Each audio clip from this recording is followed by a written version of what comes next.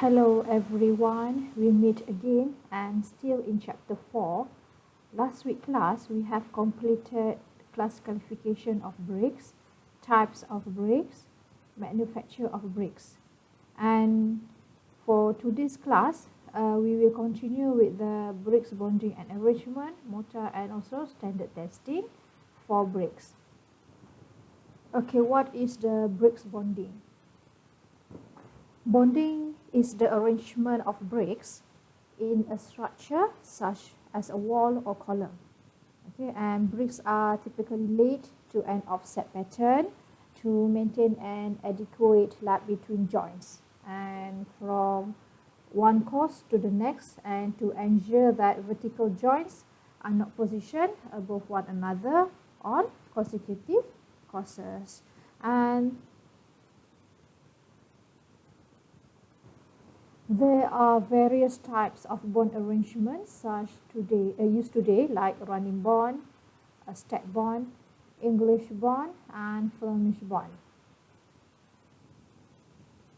There are other types of bonding also, such as stretcher bond. Okay, other than running, stack, English bond, and Flemish bond, there are also stretcher bond. What else? We have also English cross bond.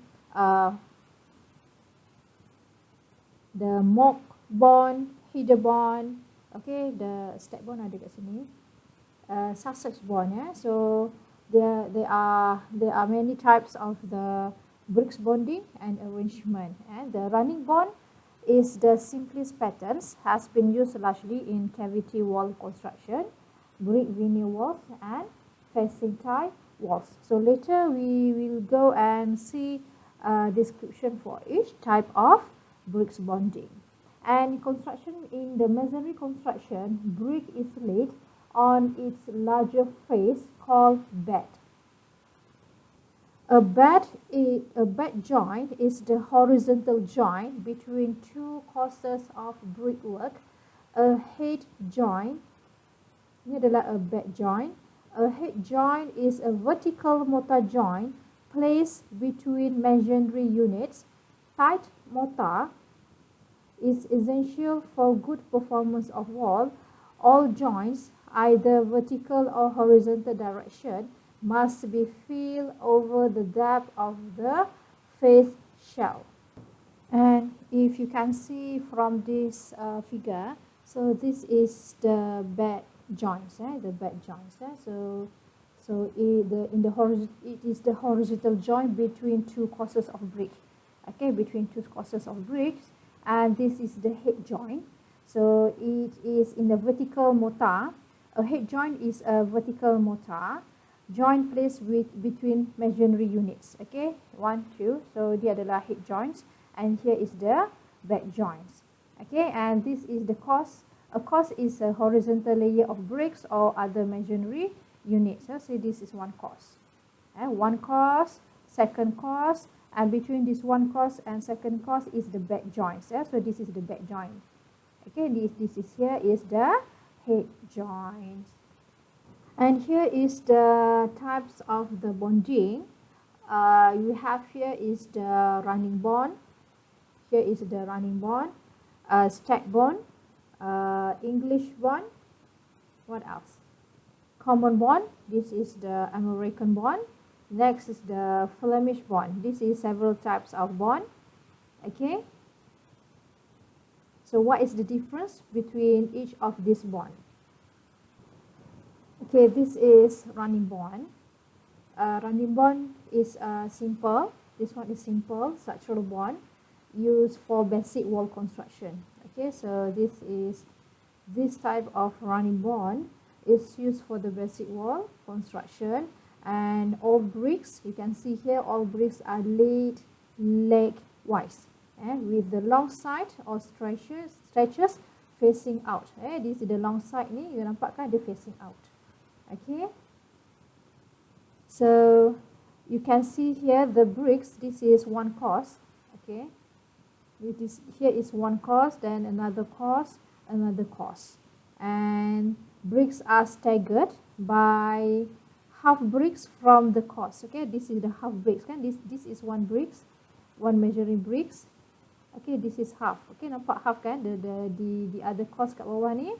Okay, dia disusun is the arrangement, the staggered arrangement by half bricks from the cost above and below. Okay, from the cost above, here is the cost above and below, and staggered by half bricks. Okay, so this is the running bond. And this type of running bonds patterns do not depend on the head joints, okay, for strength in horizontal direction, but rather on the strength of unit themselves. Okay, so this type of bonding, running bond, okay, it depends on the strength of each unit of the bricks, yeah, the units of the brick itself. Okay, and the reason head joints typically have lower bonds, this is the head joint kan, ni adalah head joint kan, ni adalah head joint. Okay, so the reason these head joints typically have lower bond strength than bed joints. So this is the bed joints. Ini kan tadi bed, you dah tengok just now you have seen a difference between bed joints, and here is the head joints. Okay, is related to the orientation of the mortar joint when the walls are constructed. Yeah. Okay, yeah, so the strength of this one system of the running bond depends on the unit strength itself. Okay, not the strength in horizontal direction. Boleh ya? Okay, next is the Flemish bond. So this is formed by laying headers and stretches alternately in each course. So you please remember, one layer of these bricks is the course. So can you see here, this is the course. Okay, one course, next layer is the second course, third layer is the third course. Okay, so it is formed by laying headers. This is the headers. Okay, and stretches alternately in each course. Alternately, ini lepas tu dia alternate lah. Okay, you can see the header kat sini kan, header kat sini. So this is header, and you can see the stretches. Okay, it is arranged alternately, okay, in each course. Okay, each layer ni we call it as a course, and the headers of each course are centered. This header of each course are centered on the stretcher of the course below. Okay, maksudnya okay, sekejap saya susah nak guna ni. Okay, if you can see, this is the head, yeah, this is the head of the bricks, and it is at each center, at each course, are centered on the stretcher of the course below. So this is the course, this here is the course 1, okay, the bottom one is the course number 2. So this head, okay, this header are placed at the center on the stretchers below here. So this is the stretchers, and this headers is placed at the center of this stretcher. So this is called Flemish bond, and this bond is strong. This bond is strong and often used for walls which are 2 bricks thick. Yeah, dia punya ada 2 bricks thick lah, ada ketebalannya ada 2 bricks. Okay, so all this description, you please take note on this description. Okay, next is the common bond. Okay, this is the third time, the common bond. This bond, common bond, the running bond pattern with intermittent courses of header bricks. So this is the header bricks. Okay, this is the header bricks. Okay, and this brick laid with their ends facing out. So facing out here. Okay, you can see the header here. So it's facing out. Often used for double thickness walls, so that header bricks are flush on the ends with 2 stretchers laid side by side. Okay, so this is the common bond.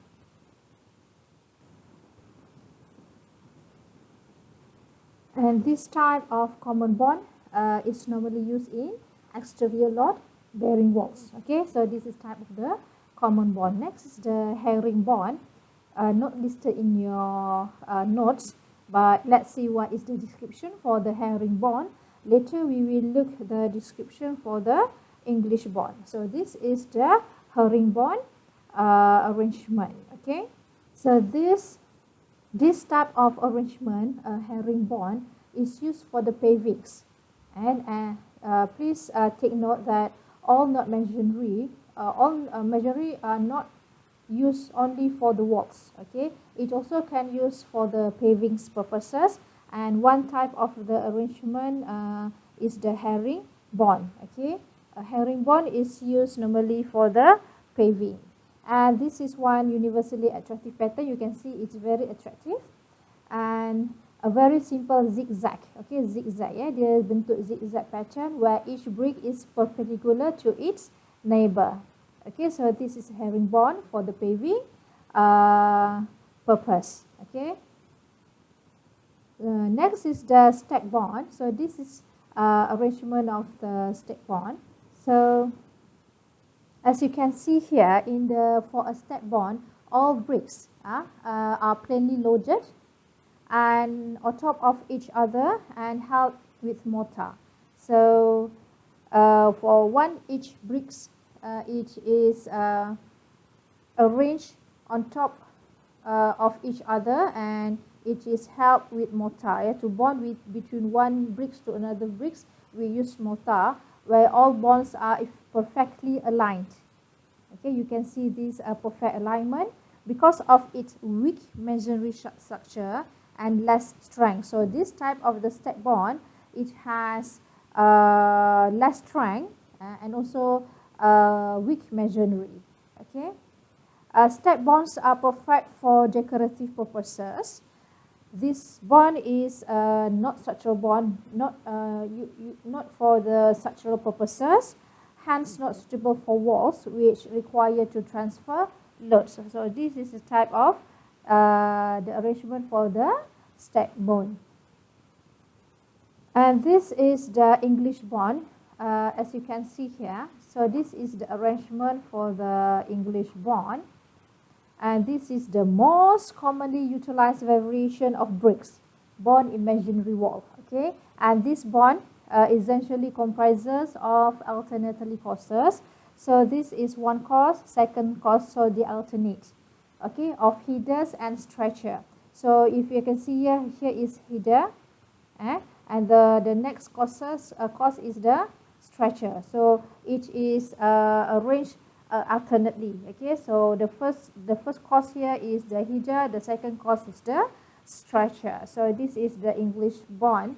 Headers are laid centered over the stretchers. Yeah, so header is laid center over the stretcher. So here is also center. In the course below, and each alternate row is vertically aligned. So you align vertically. To break the continuousness of vertical joints, a quoin closer is used at the start. Okay, at the start and end of the wall. Okay, so if you want to build this brick wall, okay, using the English bond, so at the start and also at the end, okay, of the wall, okay, you need to provide a vertical joints, a quoin closer. Yeah, later I will show you what is the quoin closer. So a quoin closer, what is quoin closer? Quoin closer, saya tak sebut pun ni, Q-U-O-I-N, closer. Okay, is a brick that is cut lengthwise into two halves and used in the corner in brick walls. And this type of bond, okay, the English bond is mainly used to construct strong one brick thickness wall. So this type of the arrangement, the bonding is strong. Okay, meaning here, so this is one unit of brick, And for the queen closer, you cut it. Yeah, you cut into half. Okay, so this is one of the, sometimes we call a queen closer atau queen closer. Yeah, and mostly you jumpa queen lah. Okay, so this brick is cut. Yeah, cut lah half ya, ataupun quarter, depends lah. So this is type of English bond. So you have seen the common bond, Flemish bond, and there are other types of bond also. For example,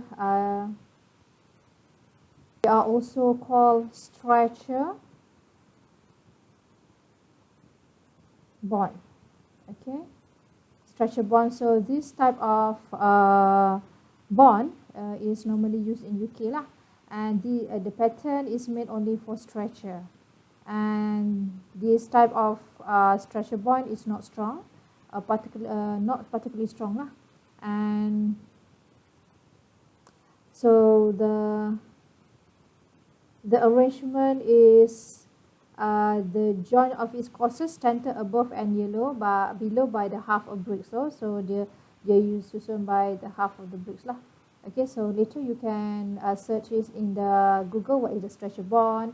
Okay, other types of other than this also, we also have out there also the English cross bond. So the type of the English cross bond kan, cross bond. So ni nampak cantik sikit lah bond kan, because dia have colours. Yeah, it has different texture. The type of this type of the masonry, it has a different texture, or it is a coloured bricks. Okay, and the arrangement is alternating stretcher course between the header and stretcher lah, they alternate, and very offset by the half a brick. Half a brick, yes, you cut half a brick. Okay, contoh yang macam ni lah, queen closer ni. Okay, so this is another type of the bond for the masonry. So last week there was a student asked which one is the strongest. I don't have answer from this which is the strongest, because each of this type of bonding, it has its own criteria requirement, depends on the arrangement. And of course the stack bond is the last bond. You can see because it is the arrangement is plainly loaded. Yeah, dia nampak it is plainly loaded on top of each other. So the strength is quite low. So English bond is okay. Okay, so the strength is quite okay, and also goes with the Flemish bond. Okay, so strength is quite okay. This is strong. Okay. So next is this is types of joints. The first one is the concave. So if you can see here a curve, there is a curve for the concave. A curved steel jointing tools is used to make this mortar. Okay, this is a mortar. Okay, a layer of mortar. So it is one of the most popular type of mortar joint practice due to its huge resistance to rainwater. Okay, so how to make this curve is by using curved steel jointing tools. Yeah. And it is your popular types of joints for the masonry because of its high resistance to rainwater penetration and tight sealing properties. And the curved sealing tool is used to make these joints allows the mortar to remain tight. A correctly placed mortar joint help in fighting water penetration. So this is concave joints. So next is the flush joint. This type of you can see at the end of this mortar is the straight line. So it is mainly used in the construction of those brick walls where the surface demand here, plastering and final finishing touches. So kat sini kan, kat luar ni, after you laid your this brick, the masonry, okay, so the outer surface of the masonry you want to plaster and want to give the final finishing touch. Yeah, so hence these joints are ultimately hidden. Okay, and the construction of this type of joint takes takes more time. So it takes time and effort to make it water resistant. And in case if the flush joints are created in a manner that is stand out of the bricks, the water might still on its top. Okay, and at this point, the mortar is not compressed into the joint, hence it's tough to maintain a steady bond with the brick. Okay, so this type of the flush joints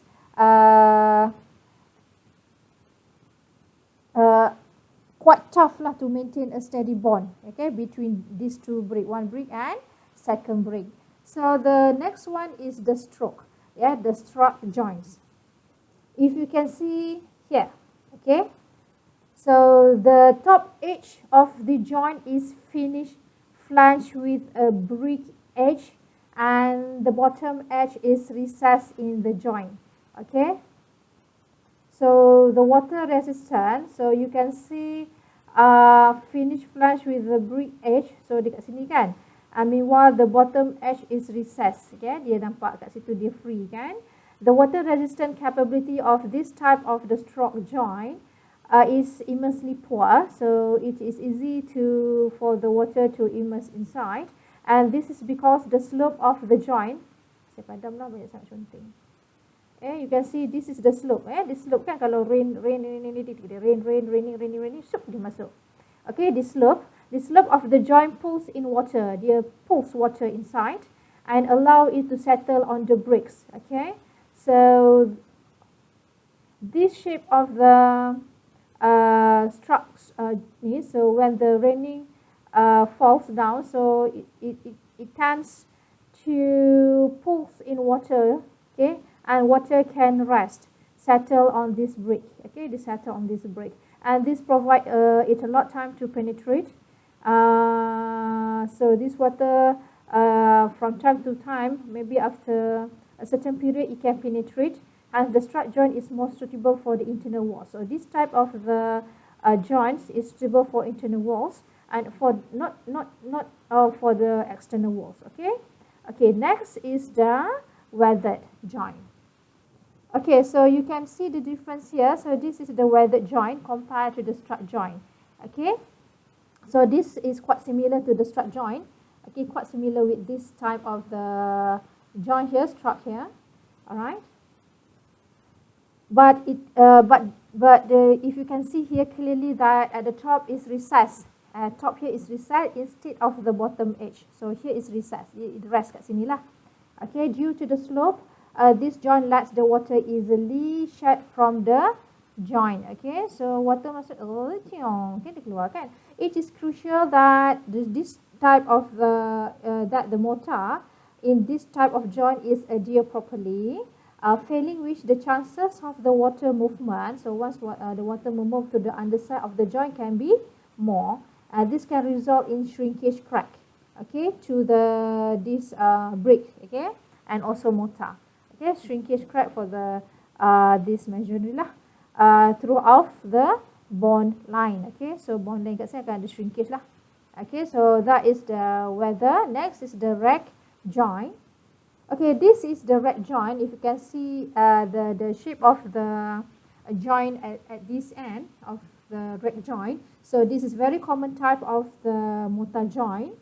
Okay, in the rack joint, the mortar is pressed. Okay, a little bit inwards in a way that is approximately dalam 2 mm lah. Okay, recessed compared to the facing bricks. Okay, since the mortar is a little back from the face of the brick, dia agak masuk ke dalam kan, baru ada mortar kan, mortar starts here, so dia a little back from the face of the brick. So this is the face of the brick. Okay, there is not as much of cover between the face of the mortar joint and the top of the brick, so this is free.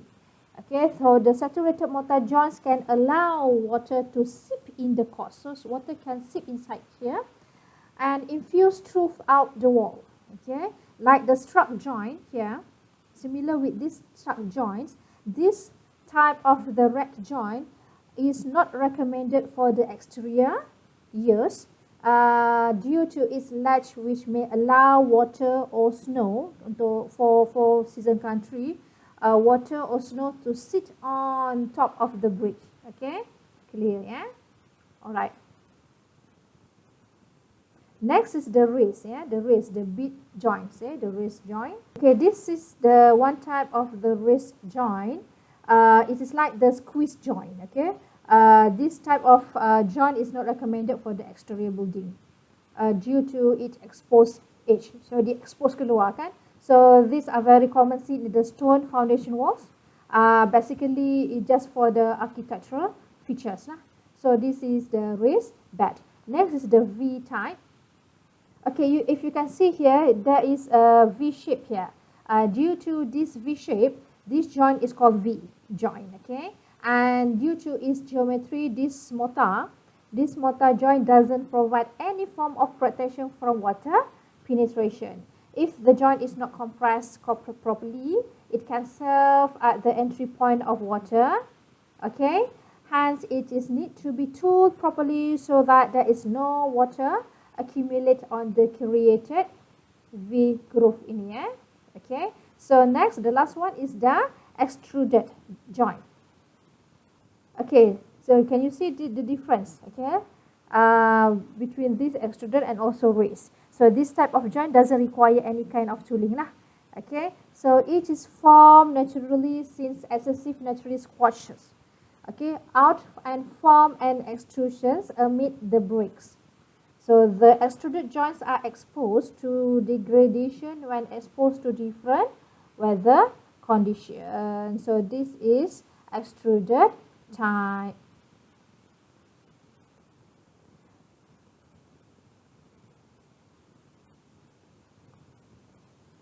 So next is the mortar.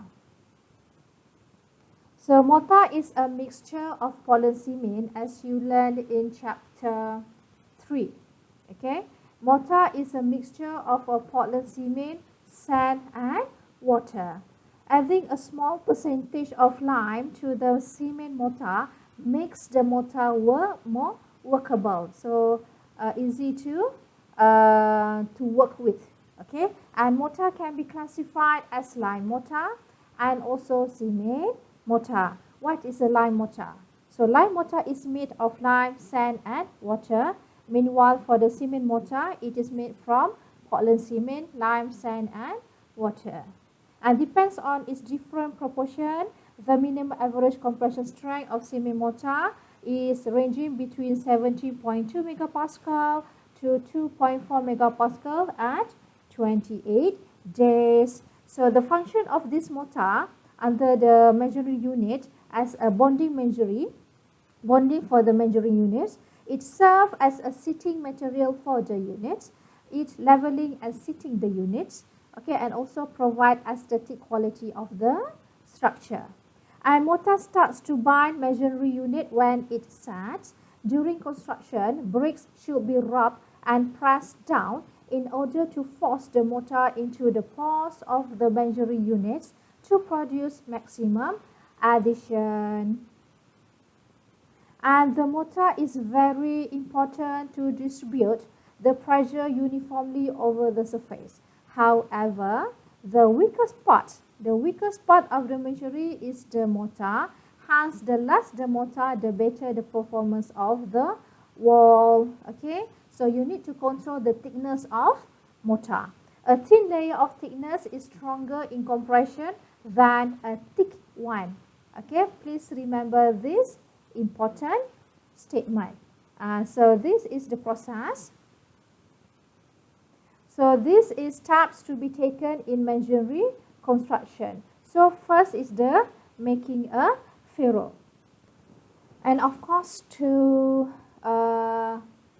construct a masonry, the first you need to start it at the corners. Yeah. So firstly, you need to lay out the bricks at the both end of your walls, where the pillars will start at both and both.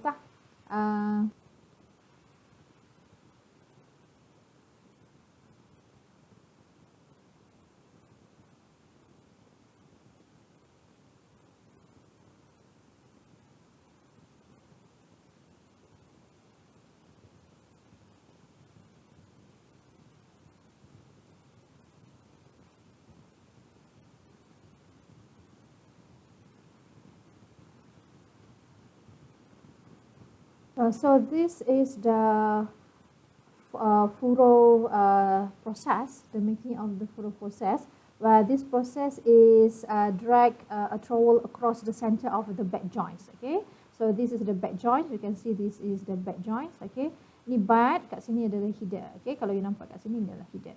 So the process is by dragging a trowel. So this is trowel. Okay, across the center of the back joints to form a depression. So likely flowing joints has little effect on the feeling of the back joints. Deeply furrowed back joints, however, will not be filled when the unit is laid.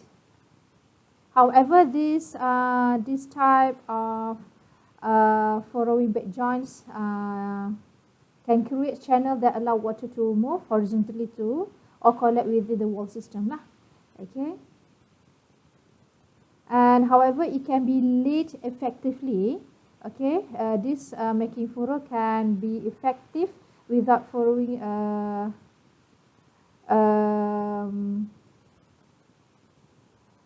if you use the furrow, so you need to make sure the limit of the depth, the limit of the depth of this furrow to avoid any potential problem. So this is the process where the first one you drag a trowel across the center of the back joints. This is the mortar.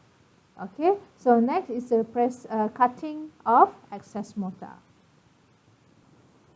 Okay, after you furrow the mortar with the point of trowel, okay, and you have made sure that the mortar is divided cleanly with the trowel, and please you can do not scrap it. Okay, and good furrows not only ensure that the bricks not only are laid evenly, but also help to squeeze all excess mortar on the sides as the bricks are set in place. So this is the ferro mortar. So next we go to the cutting of excess mortar. So you need to cut the excess mortar, and also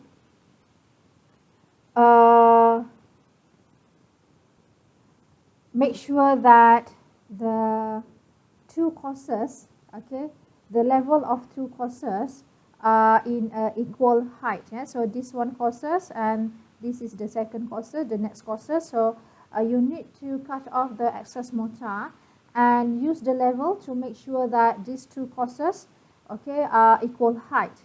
Okay, but do not mortar them together. Okay, and you need to make sure while from the process for the making the furrow to the cutting of excess mortar, so you need to, this is the repeating process from one course to the next course and the next course, and from each course you need to make sure that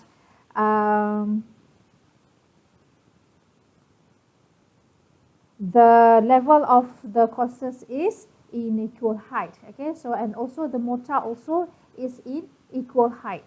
Okay, and if you have a move brick, okay, during this steps or process, just tap it gently with a trowel handle. This is trowel handle. Okay, ni lah. Okay, this is trowel handle. Jangan guna hammer tuk tuk tuk tuk tuk ya. Okay, you just use this trowel handle and tap it gently. Never pull on it because this can breaks the bond. Break the bonds. And then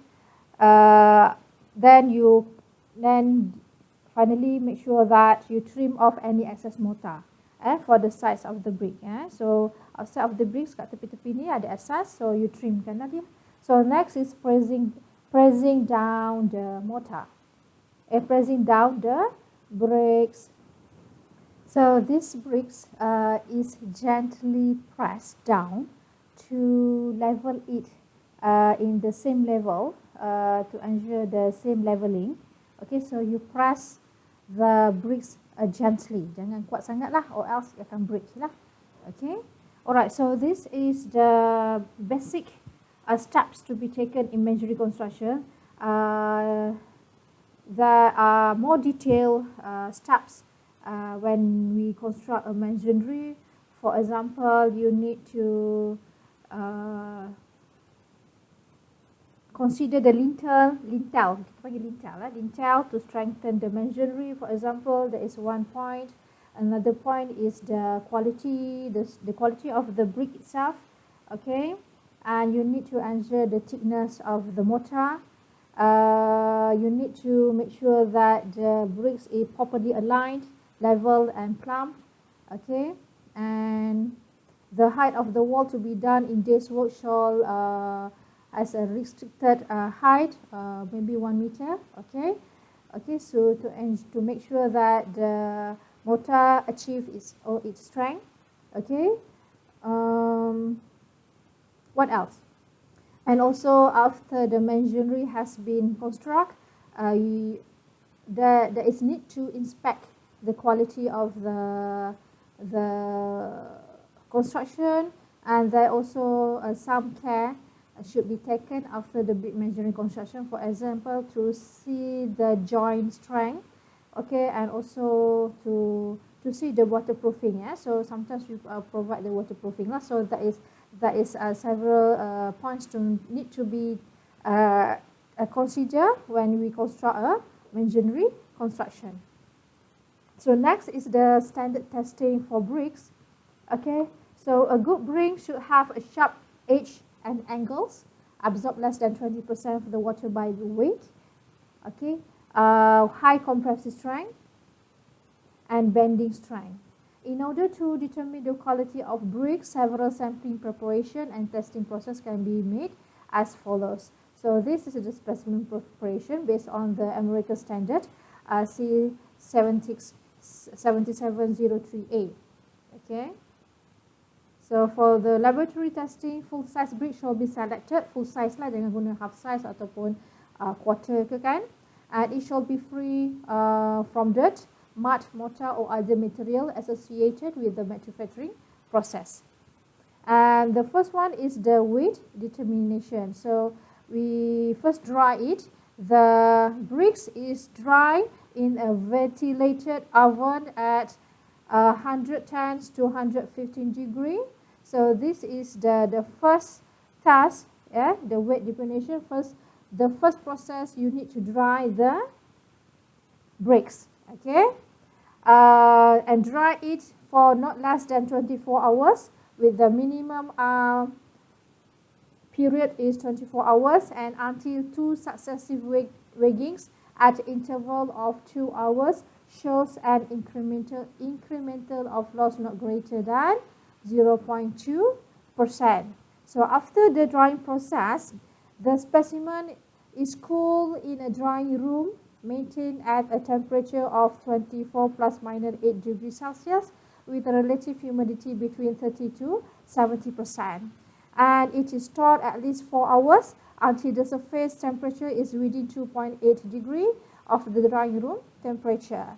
This specimen is stored in the drying room at the required temperature and the maintained humidity, meaning the control temperature and control humidity until it is tested. Okay? Tested for the weight. Okay, so after you after this period, okay, in the control temperature humidity, then you bring this bricks to the weighing scale and you weigh it. So this is the start. The first one is the modular structure, using the flagellal test, okay. And the objective of this MOR test is to calculate the bending strength. Okay, so this is the one brick specimen. So the capacity of the bricks to bend, okay, how strong this brick, okay, on its bending behavior. So the test specimen hold dry full size unit. Okay, the specimen is dry at this 110 degrees Celsius for 24 hours and after that cool for 4 hours. And next is the procedure. This is the procedure, okay, to do the flagellal test. You measure, so this is the brick. So we measure the dimension of this brick, the cross-sectional area, and then support individual unit flatwise. The span length is 25, okay, 25 millimeter, less than the basic unit length. So the specimen is loaded at the mid-span. Okay, this is the loading lah. Okay, so apply the load to the upper surface to the steel bearing plate and make sure the support are free to rotate in the longitudinal and transverse direction of the specimen. So let's say this is your specimen. Okay, so this is the steel plate. Okay, and this is the loading. So this is the loading at the center. So this is your specimen, the bricks. Okay, so the MOR is calculated with using this equation where the P is the failure load, meaning we gradually increase the load, the P, using the compression machine. So we gradually increase until it fail, until the failure mode. Okay, meaning it's cracked. So this is the span length for this beam. This is the span length, and the unit width, the B. So this is the B, and the height. So this is the thickness, the height. Okay, so there is you substitute all this information into this equation. Then finally you get the flexural modulus of rupture. Then this is the process. Okay, if you can see here, this is the loading. Okay, this is the upper bearing block. This is the steel block, and this is your test specimen, the bricks. Okay, so this is the flexural test. Okay, to get the modulus of rupture. Next is the compression test. This compression test is similar with the concrete test. Okay, concrete compression test. Okay, and also the machine is also using the same machine here. We use what we call that? Yeah, universal testing machine. Okay, the name of the testing is the universal testing machine, and the compression strength of clay unit depends on the composition of the clay. Okay, composition of the clay, how much is the silica content, alumina or magnesia, atau both lah. That is the composition of the clay and how it is manufactured. Okay, the bricks, how it is manufactured, you have seen it in the last class. Types of the bricks, okay, and degree of burning. Okay, the variation of the burning temperature can give difference in the strength of the bricks. So this is a test specimen. So you dry half bricks. Okay, the length of the specimen is 1/2 the full length of the unit. So this is your brick, the normal brick. So this half. Okay, kita potong kan. So we cut it half. Okay, so this is the procedure. Measure the dimension. Again, every time you want to take do the testing, either it is splitting tensile strength, you want to do the water absorption, you want to do the compressive strength, flexural test. The first thing you need to measure the dimension and cap the cement with the sulfur. So this is the half bricks. Okay, kita capkan di atas top and the bottom surface with the sulfur. Okay, why we need to cap it to level the. So kalau saya pandang dari sini from this point, so this is your bricks. So we cap it with the sulfur. We cap it top and bottom. So why? So we want to ensure that the surface is all in one level. So it is in the same level. So allow the cap to cool for a minimum 2 hours. This is the sulfur cap. And test the specimen flatwise and load it. So flatwise, so you bring this specimen to the compression test machine and the load is applied in the direction of the depth of the brick. So this is the depth of the bricks. So we apply loading. So loading from this angle. And continually, so until the failure takes place within 2 or 3 minutes. Depends on the strength of the bricks. Okay, failure takes place. Okay, calculate the compression strength test using this equation. Okay, so the failure load, this is P divided by A. Okay, the net cross-sectional area. Okay, so this is cross-sectional area. Sorry, atas ni lah Yang dikena the area which receive the load. Yeah, so that is the A. So next is the compression absorption task. Okay, this is the absorption task to determine the increase in the weight of brick due to the water. Yeah, the water absorption greatly affects the durability of the bricks. Good hard bricks may absorb less than 10% water. So we use the half bricks again. Similar with the compressive strength, this is 1 unit brick, then you cut it half. Okay, so the procedure, first you need to dry and cool the specimen and weigh each one. Okay, so basically for the testing, all type of testing, the minimum sample for one type of sample, for example, bricks A, you want to test the strength of the brick A, you want to test the water absorption for brick A, so you need to test this brick A in three sample. Okay, A 3 sample. Macam nak cakap Okay, because you will take the average. Okay, so submerge the dry and cool specimen in clean water. Suggestion the distilled water. This is much better. At 15.5 to 30 degrees temperature for 1 day. And then after 1 day, you remove the specimen. You wipe the surface with a clean cloth and weight the specimen. Directly weight the specimen. Just dry the surface. Okay, you using the damp cloth. And calculate the absorption by using this formula.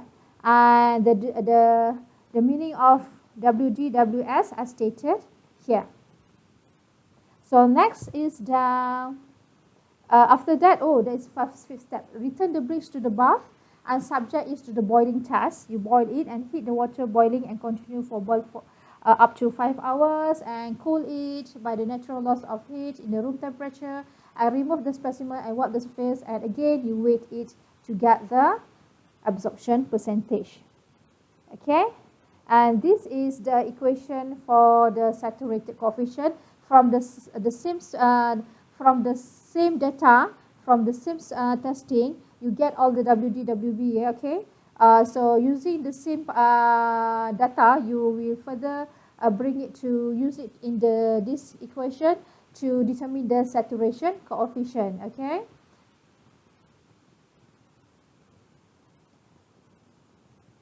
So that is all for today's class. Thank you.